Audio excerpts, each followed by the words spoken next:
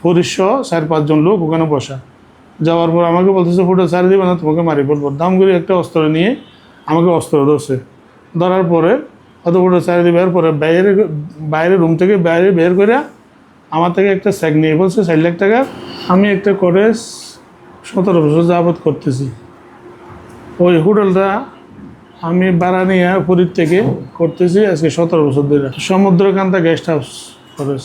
20 August যুবলীগের নেতা এনাম অস্ত্র নিয়ে 30 জন লোক নিয়ে ফরিদসহ আমার হোটেলটা দখল করে ফেলছে।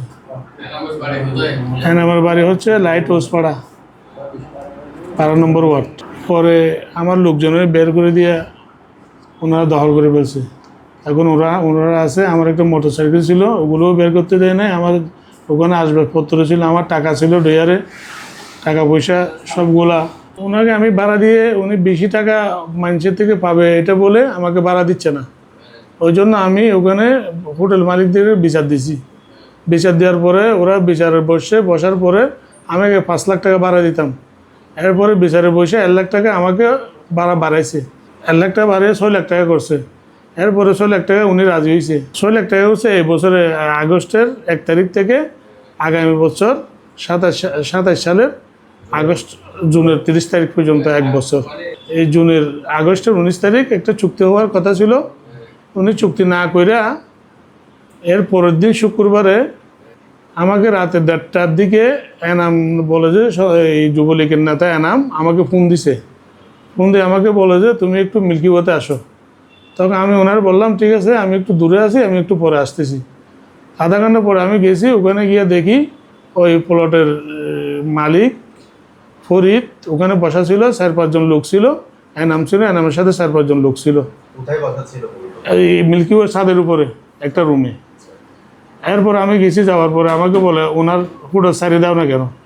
তা আমি বলি ওনার থেকে তো আমি হোটেলটা ভাড়া নিছি, আমি রানিংয়ে ভাড়া নিছি, রানিং চলতেছে। আবার একটা চুক্তি হওয়ার কথা ছিল, ওনারা আমি 6 লাখ টাকা ভাড়া দেওয়ার কথা ছিল। ভাড়া দিয়ে চুক্তি করে আবার 1 বছরের জন্য আমি চুক্তি করে হোটেলটা করার কথা ছিল। একটা বিচারের মাধ্যমে ফাইসালা করছে ওখানে গণ্যমান্য ব্যক্তিরা, হোটেলের মালিকেরা সবাই। তখন উনি এই চুক্তিটা আর করে নাই। না করার পরে উনি তাম করে একটা অস্ত্র বের করছে ডয়ার থেকে। এনামে যুবলীগ নেতা এনামে একটা অস্ত্র বের করে আমাকে ডান সাইডে পিস্তলটা ধরছে। ওদের এটা দেখছোস, হয়তো গুলি করে দেবো আমাকে বলতেছে। না, এটা আমাকে হোটেল ছাড়িয়ে দেওয়ার কোনো কথা ছিল না। ওরা ইয়া করে পুনরায় ডিট করে হোটেল দেওয়ার কথা বলছিল। উনি 8 লাখ টাকা আমাকে ভাড়া চাইছিল, বিচারের মাধ্যমে 6 লাখ টাকা করে আমাকে ভাড়াটা দিছে। অস্ত্র ধরে ওদের কালকের মধ্যে হোটেল ছাড়িয়ে দিবে, নাহলে তোর মারি ফেলবো। না, এগ্রিমেন্ট হয় নাই। আগের যে এগ্রিমেন্ট ছিল এটা আমার 28 সাল পর্যন্ত 27 সাল পর্যন্ত একটা এগ্রিমেন্ট আছে আমার অলরেডি। ওই এগ্রিমেন্টের পরে আরেকটা এগ্রিমেন্ট হবে বিচারের মাধ্যমে, এটা কথা বলছিল এরা আর কি। বিচারগুলো ছিল ওখানে একটা করিম বদ্দা বলে, করিম বদ্দা ছিল, নিরিমিলের আবু বদ্দা ছিল, তারপরে জাহেদ মেম্বার ছিল স্কুলের, আরও গণ্যমান্য ব্যক্তিরা ছিল। ওরা সবাই মিলে মহাজরপাড়ার একটা বাবুল নেওয়াজ করিম বাবুল ছিল, ওনারা সবাই বলছে ঠিক আছে ওনাকে 1 বছরের জন্য দাও, 1 বছর পরে হোটেলটা আপনাকে আমরা ফেরত দিয়ে দেবো, উনি 1 বছর পরে চলে যাবে। এরকম বলে ওরা একটা চুক্তি করার কথা বলছিল। 6 লাখ টাকা ভাড়াটা আমি একেবারে দিয়ে দেওয়ার কথাও ছিল। তখন আমি অনেক কষ্ট করে টাকা পয়সা জোগাড় করছি। জোগাড় করার পরে উনি আর হোটেলটা আমাকে দেওয়া নাই। এরপরে রাত্রে এনামে ডেকে শুক্রবার দিন বৃহস্পতিবারে বৈঠক ছিল, বৈঠকের সিদ্ধান্ত হয়েছে যে আমাকে হোটেলটা দেবে। এরপরে 19 তারিখ এগ্রিমেন্ট হবে। এই কথা বলার পরে এরপরে যেদিন বৈঠক ছিল 13 তারিখের পরে 14 তারিখে আমাকে ডেকে নিয়ে গেছে মিল্কি ওয়েতে রাত্রে 1টার দিকে, প্রায় 1:30টার দিকে আমাকে ফোন দিছে তুমি একটু এদিকে আসো। আমি গেছি, যাওয়ার পরে দেখি ওরা ওখানে বসা, ফরিদসহ 4-5 জন লোক ওখানে বসা। যাওয়ার পর আমাকে বলতেছে হোটেল ছাড়িয়ে দিবে না, তোমাকে মারি ফেলবো। দাম করে একটা অস্ত্র নিয়ে আমাকে অস্ত্র ধরছে। ধরার পরে হয়তো হোটেল ছাড়িয়ে দিবে। এরপরে বাইরে রুম থেকে বাইরে বের করে আমার থেকে একটা চেক নিয়ে বলছে 4 লাখ টাকা, কিছু টাকা ছিল। জি, চেকটা আমার লেখা ছিল 4 লক্ষ টাকা। ওটা আমার একটা কাজে দেওয়ার জন্য রাখছিলাম আমি। জি, এটা একটা আমি মামলা করেছিলাম, এটা এডিএম কোর্টে মামলা করেছিলাম। এডিএম কোর্ট থেকে একটা নিষেধাজ্ঞা দিয়েছিল যে যে অবস্থায় আছে এই অবস্থায় থাকবে, যদি ওইটা মামলা করছিলাম যে ফরিদ বারবার আইসা ওই আমার থেকে কিছু বাকি টাকা পাইতো, অর্থাৎ করোনার আমলের, অর্থাৎ 19 সাল 20 সালে যখন ব্যবসা হচ্ছিল না তখনের কিছু ভাড়া আমার থেকে পাইতো অল্প টাকা। তখন বিচারের মাধ্যমে ফাইসলা করছে মাসে মাসে কিস্তি কিস্তি আমাকে টাকাটা দেওয়ার জন্য বলছিল, 1-2-3 লাখ টাকা মতো।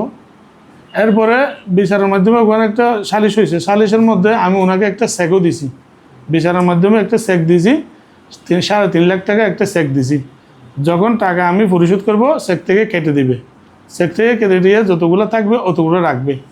তারপরে একটা ওরা স্ট্যাম্পও নিছে, অর্থাৎ টাকার স্ট্যাম্প নিছে, মানে টাকাটা যখন পরিশোধ হয়ে যাবে চেকটাও ফেরত দিবে, স্ট্যাম্পটাও ফেরত দেওয়ার কথা আমাকে। তো যখন শেষ করবে বছরের 7 মাসের মধ্যে 3.5 লাখ টাকা আমার পরিশোধ করতে হবে। যখন পরিশোধ শেষ হবে স্ট্যাম্পটা আমাকে ফেরত দিবে, টাকাটাও ফেরত দিবে, চেকটাও ফেরত দিবে।